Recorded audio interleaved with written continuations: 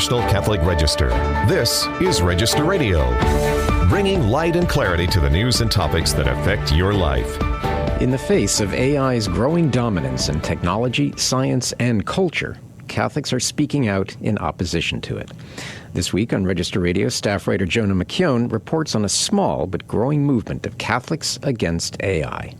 And then, Register writer Matt McDonald tells us about the response of bishops and dioceses across the country to the controversy over vaccinations. The results may surprise you. Hello, I'm Matthew Bunson, Vice President and Editorial Director of EWTN News and host of Register Radio. My co-host, Shannon Mullen, Editor-in-Chief of the National Catholic Register, joins me in studio, as always. Hi, Shannon. Hello, Matthew. Well, it seems like every week we have another story about AI. Obviously, this is not going to be going away. Yes, and this one I think is especially interesting. We've written a lot about the pros and the forces sort of driving the AI revolution.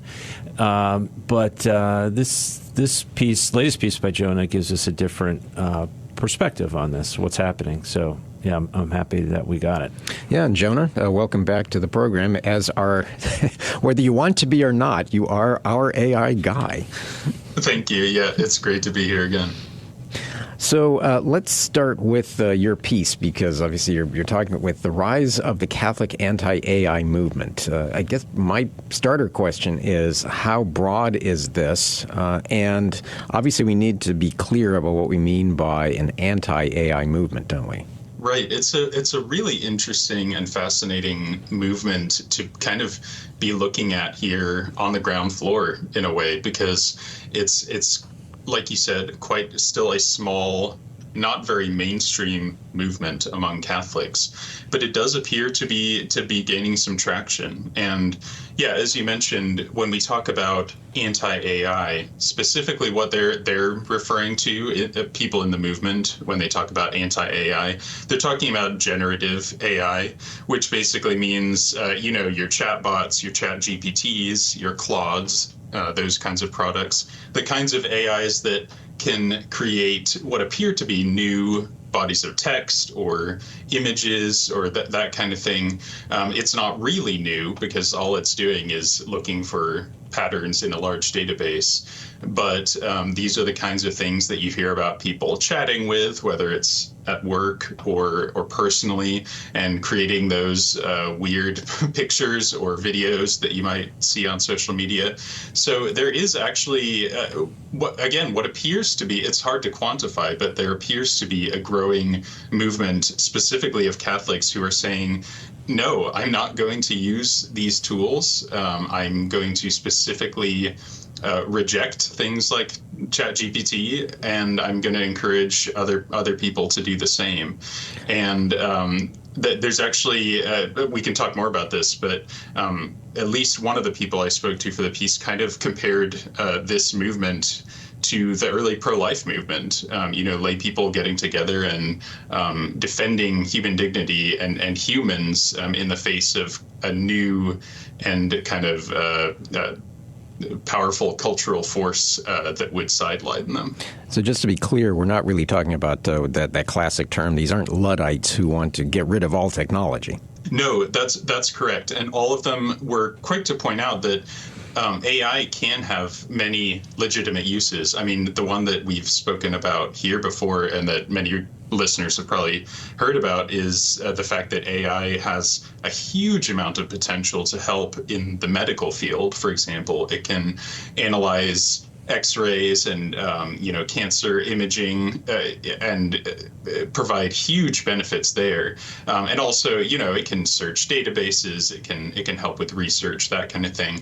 But specifically, and this is something Pope Leo has strongly spoken against, the anti-AI Catholics see themselves again as defending human voices and faces and the humanity of people against what they see as robots that are literally imitating and mimicking and, in their words, mocking people.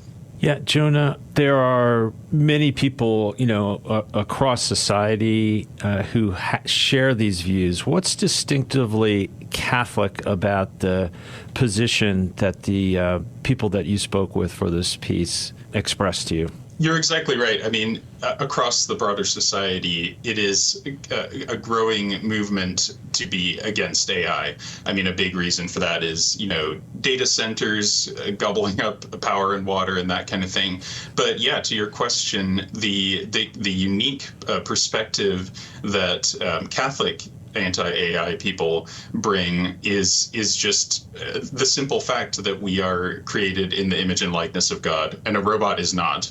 And my interviewees literally said that. And actually, to help us understand this, we actually have a clip from Eliza Monts. She is a social media star and a Catholic who is very anti-AI, and I spoke to her for the piece. So if we could please roll clip 1. Church has so many guidelines and rules for us, but most issues that we're facing in life, the church is more interested in cultivating discernment within us. And I think about the USCCB document being called Forming Consciences for Faithful Citizenship, the voting thing, because they're not trying to they don't want to tell us who to vote for. They want to help us form our consciences so we can make good decisions. And that includes how we use AI. And so instead of giving us I'm going to tell you what to do, I'm going to make your decision for you, Pope Leo gave us a framework, and I counted 5 pros and 37 cons. And of those pros, only one of them is a definitive. The other 4 are AI could be used to help care for the environment. It's a could, or it can be done in this way. But then he's like, right now the data centers are guzzling water. And I mean, in my opinion, the cons just far outweigh the pros. And Eliza, there, just briefly, she was referring to creating a list of pros and cons of AI use based on the recent encyclical from Pope Leo, Magnificat Humanitas, on AI. Yeah, Jonah, let me ask you about that. Not all the people that you interviewed, several people expressed a little bit of disappointment in that encyclical that it wasn't more pointed in its critique of AI. Is that what you took away from some of those conversations?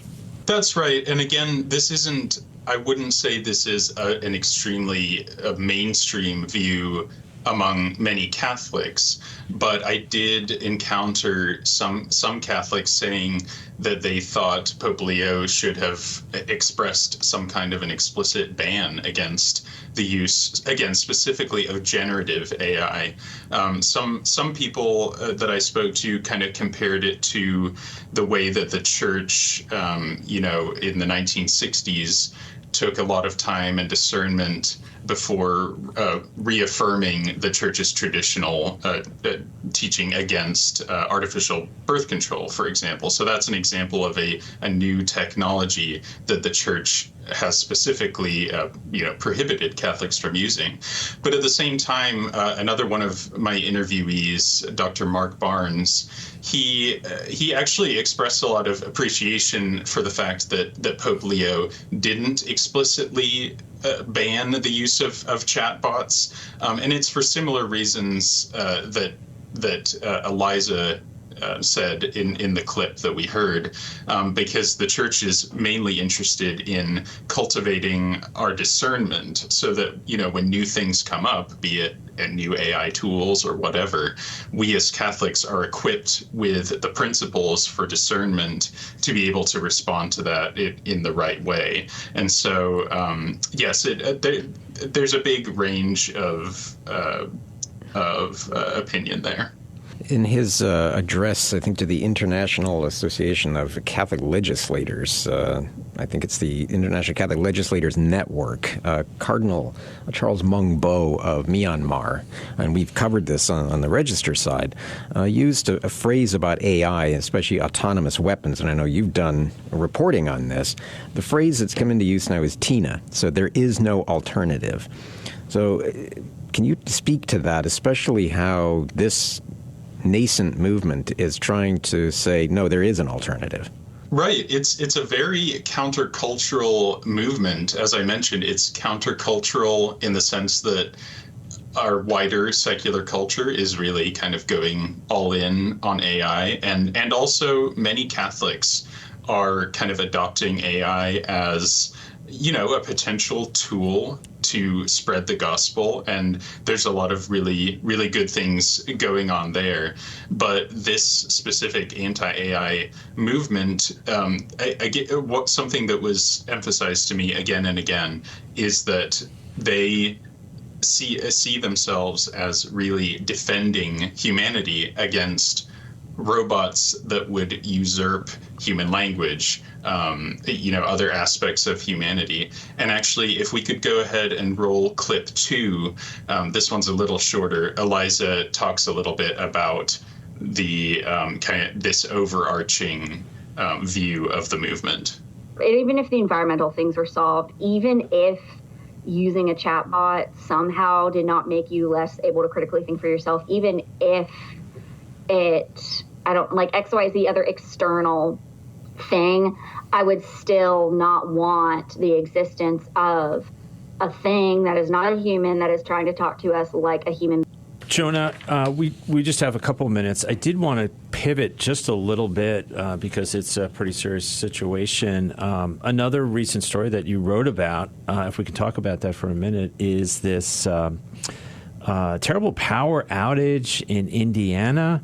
It's not really getting a lot of attention in the media, but you spoke to people in Northwest Indiana who were without electricity for weeks now. What's going on there?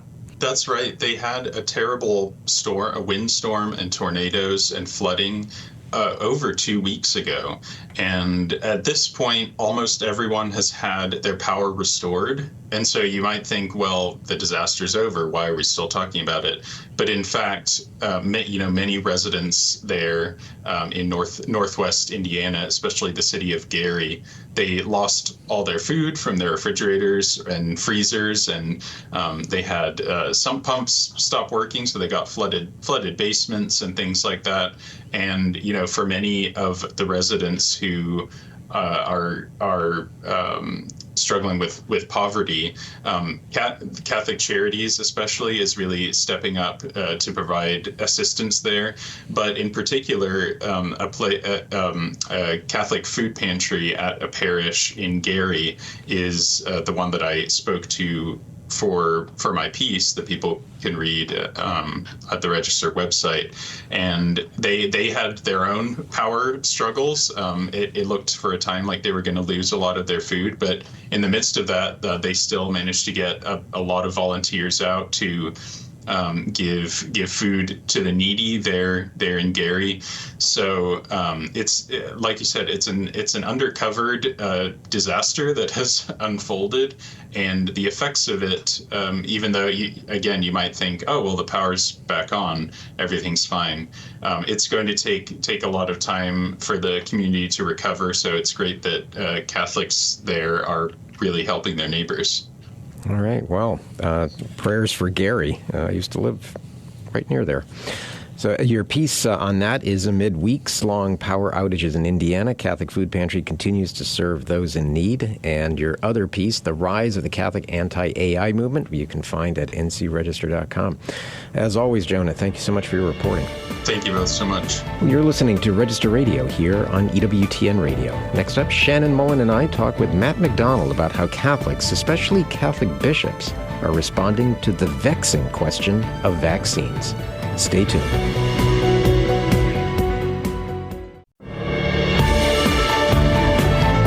Let's return to Register Radio on EWTN.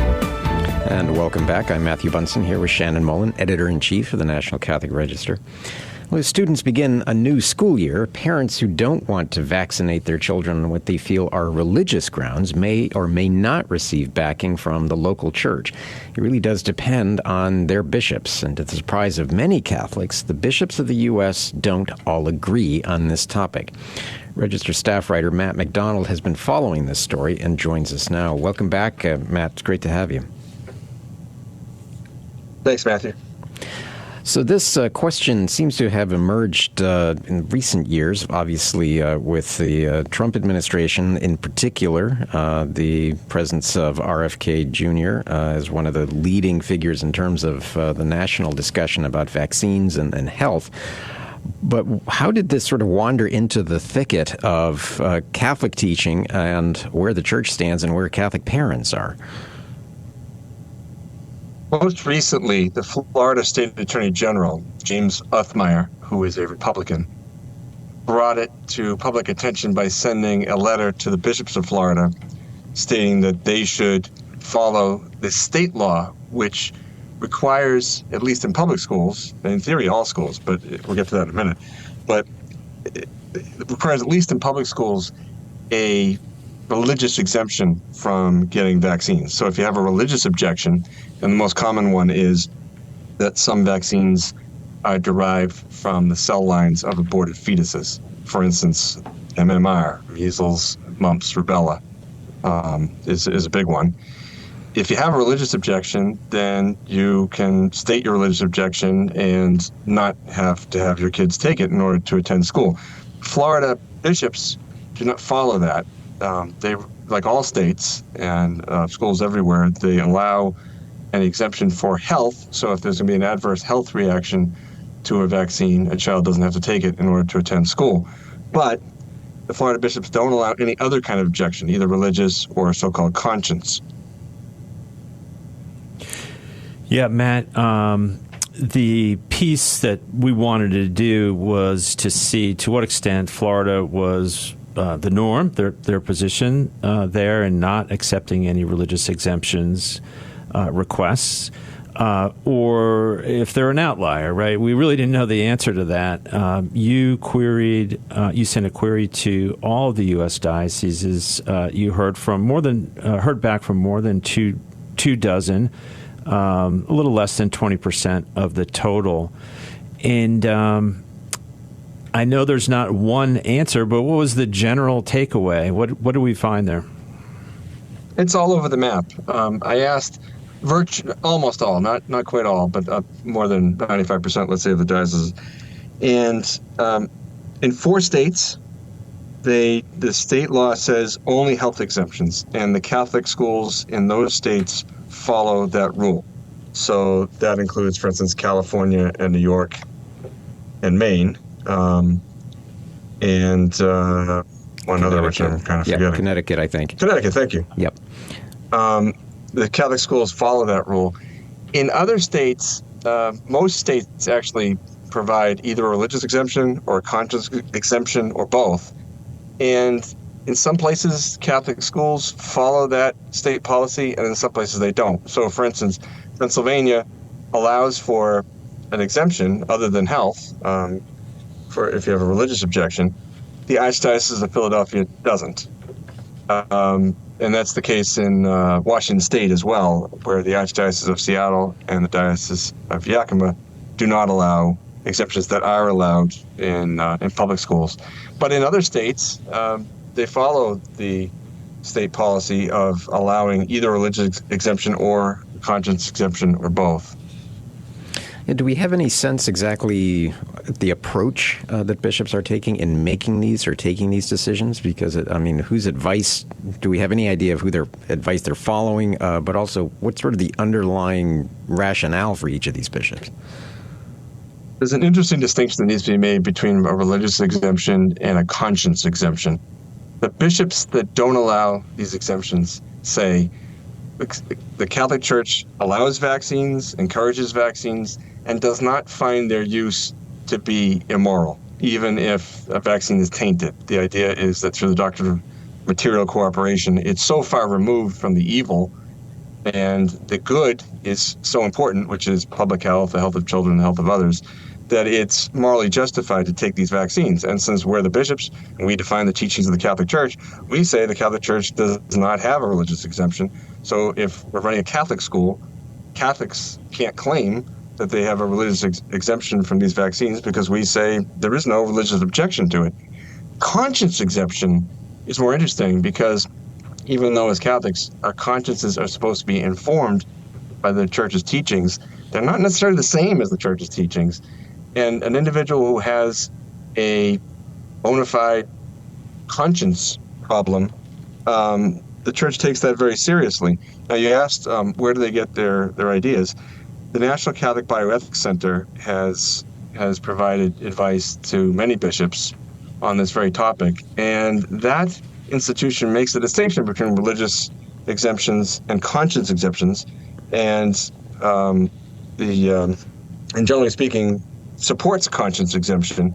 But some bishops don't follow that because they think that the common good is best served by having everybody who's in a Catholic school vaccinated, and the common good being the public health of everybody who's involved. Yeah, Matt, the church also makes it clear that it doesn't that it believes, although vaccines can serve the common good, that they can't be coercive. You can't be forced to take them, and that there's where it gets a little nuanced, right? Because I would gather the response from the Florida bishops would be, we're not forcing anybody to do anything. You can go to school somewhere else other than one of our Catholic schools. So do I have that right? Yes, that's right. So the Catholic bishops that don't allow any sort of exemption other than health say just that.